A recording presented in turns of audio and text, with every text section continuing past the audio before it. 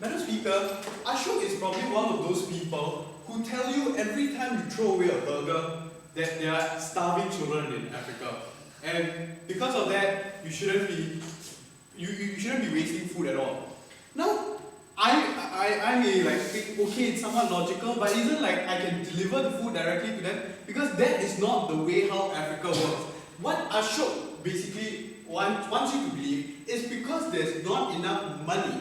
That's why we are unable to deliver aid in a timely fashion. We are unable to save every one of the Africans. We are unable to provide food, the basic need for every human being.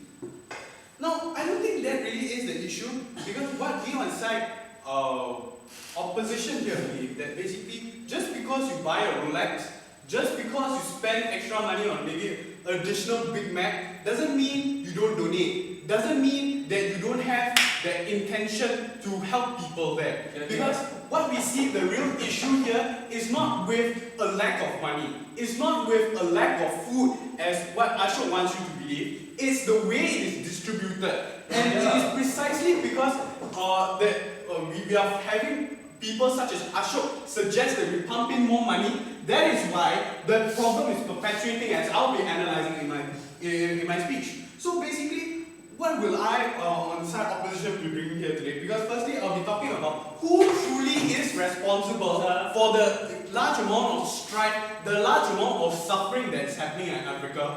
And secondly, we'll be saying, I'll be talking about basically we aren't really indebted to Africa. We don't really have that obligation. I mean, it is nice to help them, and we are helping them, but really we aren't that obligated to help Africa. And Joshua will be examining the very nature of charity and how it is altruistic, and it's not an obligation that any single person should be fulfilling.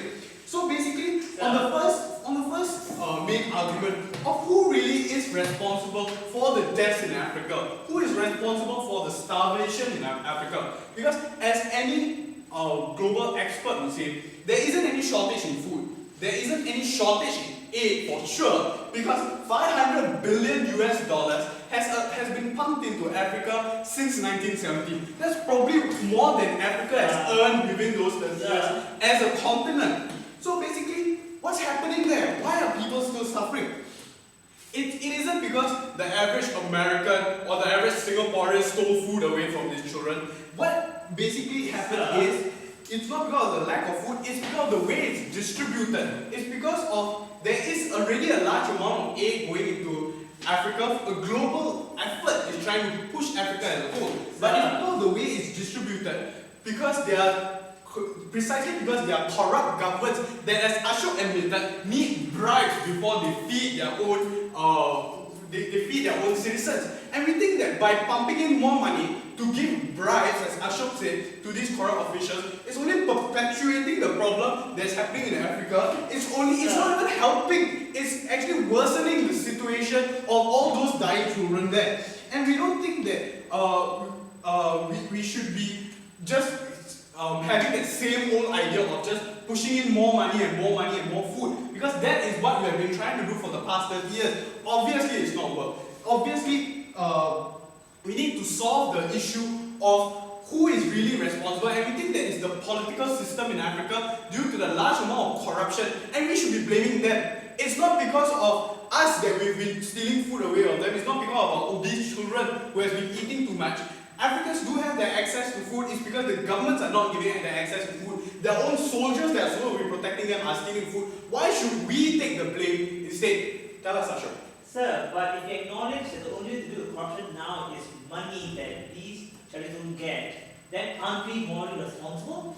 No, I think we are morally responsible eventually to ensure the welfare of this Africans. If we go with that line of logic from Ashok, we think that the best way to solve the problem for Africans is to get rid of the corrupt governments, not feed them with extra money from not buying my Rolex, not giving the extra $500 to a corrupt official who will continue to steal food from the African citizens. I don't think that is the right way, and I don't think that is how we should fulfill that moral responsibility that Ashok seeks to protect here so much.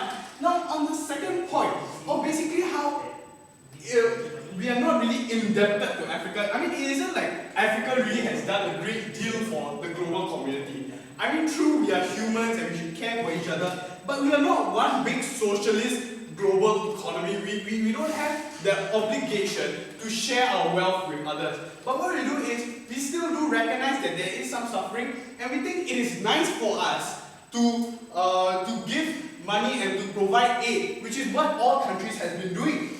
Now, it shouldn't be Africa pointing fingers at us saying, hey, you should help us. It is your obligation. We think that you should be grateful that we are giving money to you and not make it an obligation of ours to actually provide the funds to you.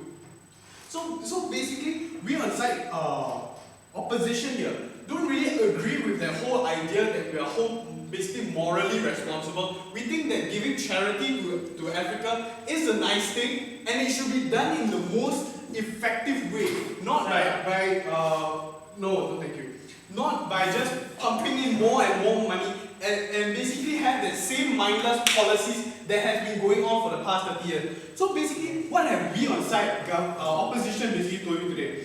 We don't think that just increasing the amount of money, increasing the amount of food will do anything, because we must recognize the fact that there is sufficient money, there is sufficient food that is being pumped into Africa. What we need to solve here is basically the root cause of the problem. Who is really responsible? It's not you, Madam Speaker, it's not you, it's not anyone here. We aren't stealing food from these Africans. We aren't depriving them of their life. The people who are the governments who basically don't give a shit about them, and we should not be giving our monies which can be used for ourselves to be instead giving to them, as Ashok wants you to believe here. So basically, we aren't really that morally obligated to solve them, but we think that charity as a whole is a nice thing. Maybe we should be continue doing. And Joshua will be analyzing why it's so altruistic and we should not have any obligations to do it. Therefore, this motion must fall. Thank you.